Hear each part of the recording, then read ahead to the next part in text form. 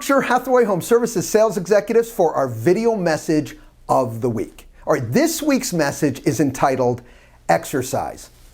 Don't get scared. We're going to talk about exercising your mind. You know, just like any other muscle in your body, I want you to think about your mind as a muscle, knowing that, you know what, am I working it out as often as I should? Well, I've got 3 tips for you today that I truly think will help you better exercise your mind. First of all, I want to talk about repetition, doing something again and again. You know, we talk about this to grow your skill set, but there's a couple things that happen.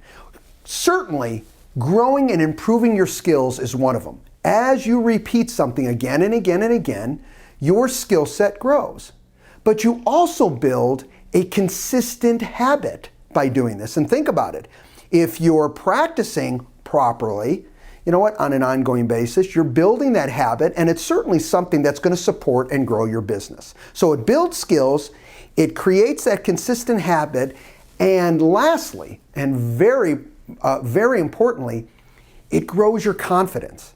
So now as you practice this and you repeat it again and again, you get more confident and more comfortable. So now what happens is these scripts or whatever activities become your own.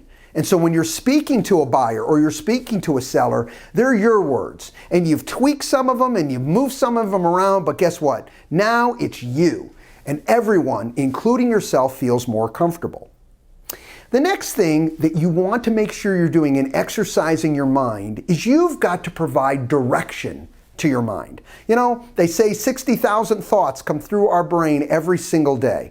Well, guess what? I want to control as many of those thoughts as possible. I'm not going to get them all, but I certainly want to do my very best. So what you feed into your brain on a day-to-day basis, okay, is very important, and you've got to make a conscious choice. What you listen to, what you read, okay, what you practice, whatever it is, you've got to feed that information in. That's why we talk about always thinking positively, because you can feed negative thoughts in if you choose to, or you can choose to feed positive thoughts in. And remember, you control the direction that your mind thinks about. You might as well think in a productive, more positive way.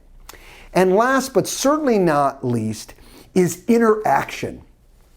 Interacting with the people around you, interacting with productive thinking people. I want you to interact because as your brain, okay, exercises, I want it to basically want to grow. I want you to think about your brain like a muscle has to grow, so you've got to exercise it to push it. And sometimes, you've heard this, no pain, no gain.